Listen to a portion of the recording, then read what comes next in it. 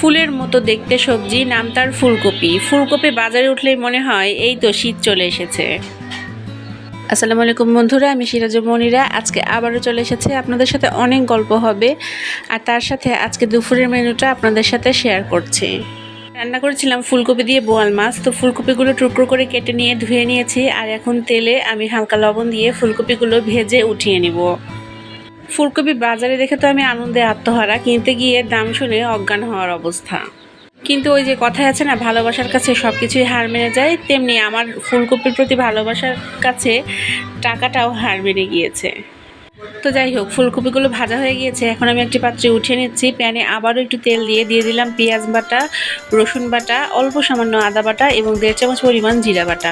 তারপরে অ্যাড করে দিলাম সামান্য পানি, পরিমাণ মতো লবণ এবং হলুদ ও মরিচের গুঁড়া। সবগুলো মশলা খুব ভালোভাবে কষানো হয়ে গেলে এখন অ্যাড করে দেব 3 টুকরা কাঁচামরিচ অ্যাড করে দেওয়ার পরে আবারও অল্প সামান্য পানি দিয়ে দিয়েছি। মশলাটা কষিয়ে গেছে। এখন আমি বোয়াল মাছগুলো অ্যাড করে দিব এবং মশলার সাথে বোয়াল মাছগুলো কষিয়ে নিব। বোয়াল মাছ খুবই মিষ্টি জাতীয় মাছ এবং খুবই নরম, তাই অনেক বেশি নাড়াচাড়া করা যাবে না। এপিটার ওপিট উল্টে কষিয়ে নিয়ে আমি অন্য একটি বাটিতে মাছগুলো উঠিয়ে রাখবো। বোয়াল মাছ খুব তাড়াতাড়ি রান্না হয়ে যায়, কিন্তু যেহেতু ফুলকপিটা একদম নতুন উঠেছে তাই সেদ্ধ হতে সময় লাগতে পারে, তাই আমি মাছগুলো উঠিয়ে নিলাম। আর যে ঝোলটুকু থাকলো তার সাথে এখন ওই ভাজা ফুলকপিগুলো অ্যাড করে দিয়ে আবারও একটু কষিয়ে নিব। খুব ভালোভাবে কষিয়ে নিচ্ছি। আর কষানো হয়ে গেলে অ্যাড করে দিব পরিমাণ মতো পানি। আমি পানি ততটুকুই দিব যতটুকু ফুলকপি সেদ্ধ হতে লাগবে।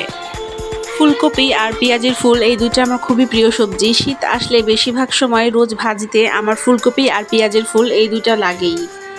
ফুলকপিতে পানি অ্যাড করে দেওয়ার পরে ঝোলটা ফুটে আসা পর্যন্ত একটু অপেক্ষা করব। তারপরে কষিয়ে রাখা মাছগুলো অ্যাড করে দিয়ে ঢাকনা দিয়ে ঢেকে দেব। বোয়াল মাছ খুবই নরম এবং খুব দ্রুত রান্না হয়ে যায়, তাই অনেকক্ষণ রান্না করার আর প্রয়োজন নাই। এখন অল্প সামান্য জিরা ভেজে গুঁড়ো করে রেখেছি, সেটা ছড়িয়ে দিব আর ঢাকনা দিয়ে ঢেকে 15 থেকে 20 মিনিট রান্না করে নেব। ফুলকপি দিয়ে এরকম বোয়াল মাছের রান্না খেতে কে কে পছন্দ করেন অবশ্যই কমেন্টে জানাবেন। ফুলকপি দিয়ে বোয়াল মাছের সাবেকি এই রেসিপিটি আপনাদের কেমন লাগলো অবশ্যই আমাকে কমেন্টে জানাবেন। পুরনো হলে আমরা অনেক কিছুই বাতিল খাতায় ফেলে দেই, তবে পুরনো সব কিছুই কিন্তু আমাদের রত্নের ভাণ্ডার। পুরনো দিনের রান্নাগুলোতে সব কিছুতেই কিন্তু এত ধনিয়া পাতা ব্যবহার করা হতো না, বরঞ্চ জিরা ভেজে গুঁড়ো করে রাখা হতো এবং রান্নার শেষে এই জিরে ভাজাটাই ছড়িয়ে দেওয়া হতো। সময় পরিবর্তনের সাথে সাথে মানুষের রুচির পরিবর্তন হয়েছে, তাই এখন খাবারের মেনুতেও কিন্তু অনেক পরিবর্তন এসেছে। তবে পুরনো দিনের এই রান্নাগুলোই কিন্তু আমাদের রত্ন। আমার আজকের এই ছোট্ট ভিডিওটি এখানেই শেষ করছি। আর কথা দিচ্ছি আগামীকাল আবারও হাজির হয়ে যাব একই সময়ে নতুন কোনো গল্প নিয়ে আর পুরনো বা নতুন যে কোনো একটি রেসিপি নিয়ে।